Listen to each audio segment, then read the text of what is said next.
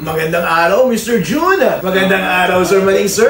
At Sir Edong, magandang araw po sa inyo. Maraming salamat sa pag-welcome nyo sa akin. Ngayong umaga na ito dito sa DWDY, ang #1 radio station dito sa Isabela. What? Well, thank you so much, gentlemen, and let's have fun! Okay po, sa unang role po ng ating programa, nais po namin maipagbatid sa inyo na labis kami nagpapasalamat, Vice Mayor Atty. Harold Respicio, sa pagkakaunlak po na mapabilang po kayo sa programa po ng Straight Talk. Ngayon po, bago po tayo tumungo sa ibang usapin, nais ko po malaman mula sa inyo, ano po ba itong mga sinasagarawang programa po ng Sangguniang Bayan po ng Reyna Mercedes? Dito po sa bayan ng Reyna Mercedes, tandaan po ninyo, yan ang future best town in the Philippines!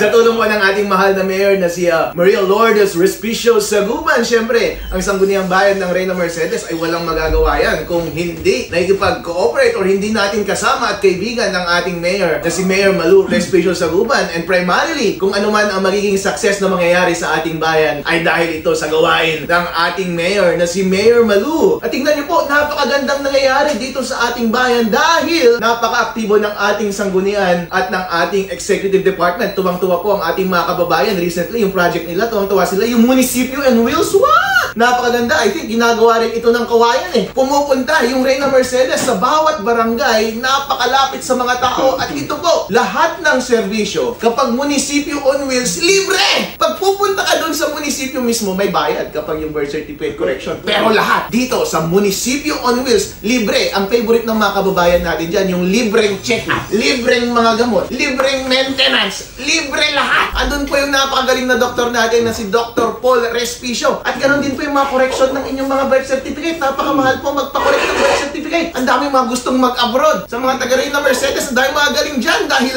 napakagaling na mga OFW, mga taga-Reyna Mercedes, mga professional, gustong-gusto nang mag-abroad. Kailangan correction ng birth certificate, kailangan maayos para rin sa PhilHealth at saka sa DepEd. Pero kapag pumunta ka sa munisipyo on wheels, libre po lahat yan at napakabilis. Same day, maayos ka agad ang inyong birth certificate, maayos ka agad ang inyong kalusugan. At kung gusto nyo namang magbayad ng inyong mga amilyar at ibang bagay-bagay pa, kumuha ng mga permit, anything na pwede ninyong magawa sa munisipyo ng Reyna Mercedes, makukuha ninyo sa munisipyo on wheels. At siyempre, ang Sangguniang Bayan ng Reyna Mercedes ay sinusuportahan ang lahat ng executive program ng ating mayor para maging masigla ang ating bayan. At we are on our way to becoming the #1 town in the Philippines. Okay, napakaganda po ng introduction ninyo sa inyong bayan, Vice Mayor Atty. Harold Respicio. Bago po tayo magpatuloy, gusto po natin i-acknowledge sa pagdating po ng ating partner po sa Sumbat, Dagiti, Parikot. Yun po yung programa namin na Usaping Batas at saka Buwis. Ngayon po, makikilahok natin si Atty. Che Makutay sa ating discussion upang lubos po nating makilala ang ating mahal na Vice Mayor po ng Reyna Mercedes. Alam niyo po, Atty. Vice Mayor, matagal na po akong naglilibot at halos 1992 media na po ako sa Isabela, pero hindi ko po nakita, hindi kahit minsan ibinidyo po yung mga session nila. Pero ngayon po halos lahat ng munisipyo gumaya na po sa inyo, naging president na po kayo.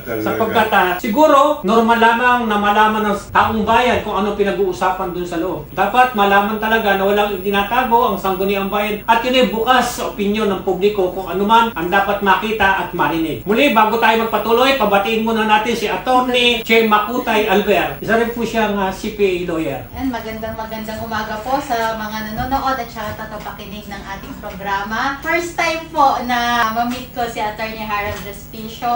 So good morning po sa lahat at yun nga po, sabi nga ni Kuya June, ngayon gumagaya na lahat ng mga sessions ng mga sanggunian, which dapat nga po talaga para at least maging aware po ang mga constituents at ang mga tao po sa mga dapat po na usapin ng kanilang mga local government units. Ayun, magandang umaga po. Actually, Atty., yung ginagawa mo pakipag-dialogue kasi sa mga pagka-tricycle, sa mga senior citizens, sa mga punong barangay, sa mga barangay officials.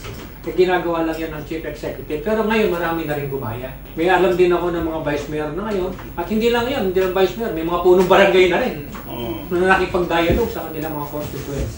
Sa usaping legal po ba, kung atin titingnan, ito po ba ay talaga karagdagang trabaho din po ba ng isang legislatura o isang katulad ninyo nasa legislative upang maipaabot din po yung mga hinaing po nila sa taong bayan sa pamamagitan po ng mga nasa legislatura. Tama po yan, bossing. Una po sa lahat, ang ating mga session at ating mga hearing ay public po yan. Yun po ay nakalagay sa ating mga batas. Kaya bakit hindi natin gamitin ang mga facilities ng technology para ma-access ng publiko ang mga session na ito? Dahil medyo mahal magpamasahe pag pupunta ka sa session, medyo mainit kung minsan. Pero ang Facebook, favorite yan ng ating mga kababayan dito sa Reyna Mercedes at buong Isabela. Hindi ba napakagandang panoorin po kapag live ang lahat ng nangyayari sa ating session, sa ating hearing, sa ating sanggunian, kapag kitang-kita parate doon sa internet. At napakagandang panoorin si Vice Governor Kiko D. Ang gwapo niyan sa mga video, idol! At nakikita ko rin si Mayor Cesar D. Ang pogi-pogi at napakabilis rumispande sa kanyang mga Facebook post. At lahat ng sanggunian na nagpapublish ng kanilang mga session at proceedings, napakaganda po ninyong panoorin. Dahil po, naliliwanagan ng ating mga kababayan at natatouch po sila at na naipakikita ninyo na nagkikare po talaga tayo sa kanila. Sa totoo lang po ang ating mga tagapagsilbi ng bayan. Sa totoong nagmamalasakit po talaga yan sa taong bayan. Pero kung minsan hindi lang nila nararamdaman dahil mahirap naman po talagang isa-isahin makipagkamay at makipag-meet sa taong bayan at hindi naman talaga nila nakikita in action na nagtatrabaho itong mga to. Parang boyfriend-girlfriend lang po yan eh. Kapag hindi nagte-text, akala mo hindi ka na mahal. Pero kapag nag-text, love na love ka pala niya.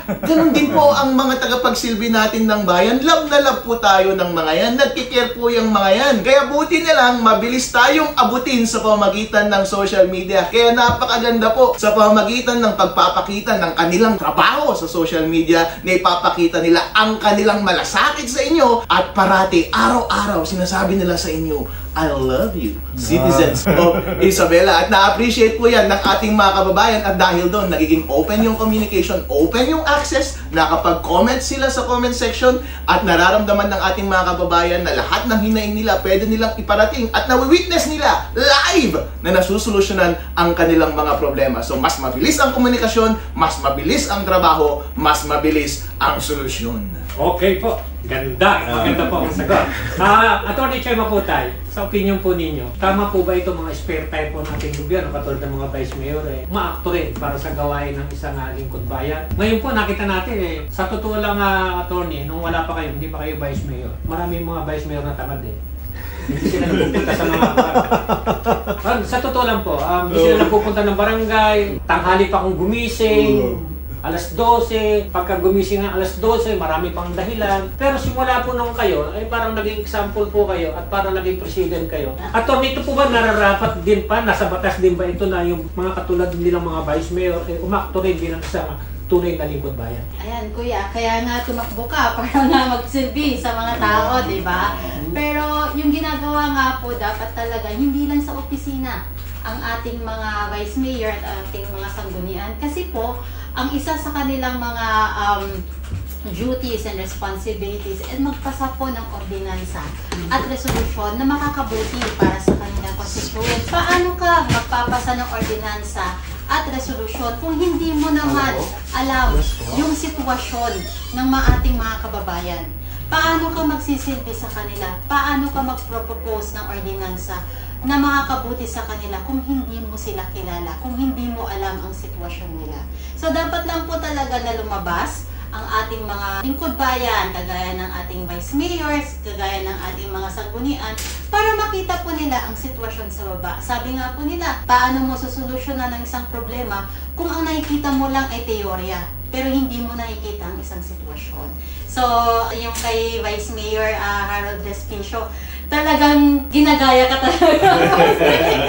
Nakikita talaga nila ng trabaho talaga, seryoso talaga. At yun nga po, lahat ngayon may cellphone na, even mga bata. Ginagamit yung social media, no?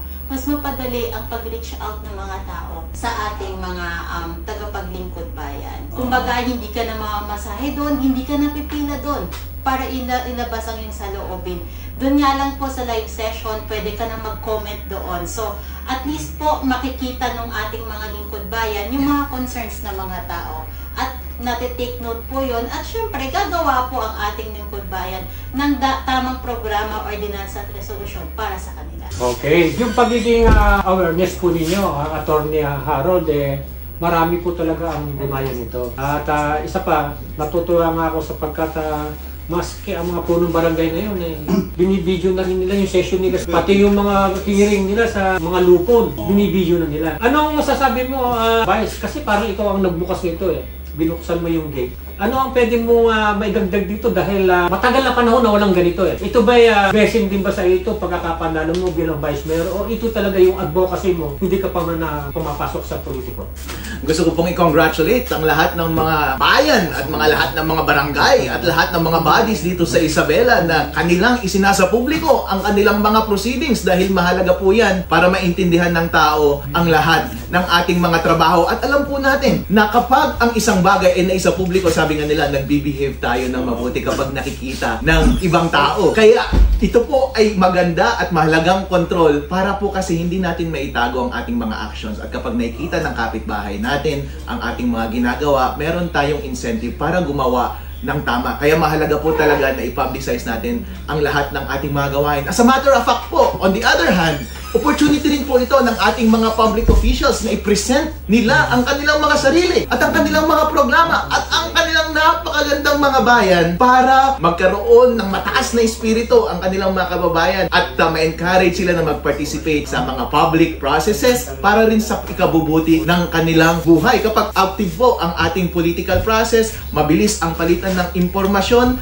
maiintindihan ang pangangailangan ng tao at mabilis ding makapag-a-action yung mga opisyales para ma-address yung mga pangangailangan na iyon. At malay po ninyo, marami tayong nadidiscover na napakagaling palang mga politiko dito sa probinsya ng Isabela dahil po ipinapresenta nila ang kanilang mga sarili. Nakikita po natin. Actually po, number one indication ng intelligence at intellect ng tao is yung galing niyang magsalita. Napakagandang signal po iyon. Kaya kapag nakikita ng taong bayan na articulate siya, ang galing niyang magrason at ang galing niyang mag-communicate ng kanyang message, madadala po ang taong bayan at usually po nauuna ang ating word before action kung minsan At yun yung nagiging word of honor mo at yun na yung pact mo sa taong bayan para mag-follow through at kung ano ang sinabi mong tama, yun din ang gagawin mong tama. Kaya nakikita ng taong bayan na bibuild mo yung sarili mo, yung character mo and personality mo sa public at pwede mo rin i-promote tuloy lahat ng programa mo at i-paint ng napakaganda ang iyong barangay, ang iyong bayan. Kapag super positive po lahat at super good vibes, mataas po ang moral ng ating mga kababayan at masaya po ang ating happiness index, kumbaga, at walang masyadong chismisan, walang masyadong siraan. Kapag ganun po kasi, kapag may lack of transparency, ang nagiging facilitator ng informasyon is mga chismis, mga bossing, ano po? At saka doubts, at saka pessimism, at saka cynicism. Iniisip natin, wala akong naririnig about sa politiko na to at sa ginagawa. Siguro wala silang ginagawa kundi magnakaw ng pera. O yun po, yun ang nangyayari, yun yung default na suspetsya ng tao. Pero kapag ipinakita mo ang sarili mo at hinubad mo opacity between you and mga kababayan mo, makikita nila, wow, ang laki pala ng puso niya at napakalinis. Napakasaya po nating lahat kapag ganun ang nangyayari. Okay po, bago mo tayo mag-break, babasahin ko lang po ito. Congratulations po at more power po, Vice Mayor Respicio. Mula po to sa District Office po ng San Mariano, Isabela. Kay Edwin Bayangwang.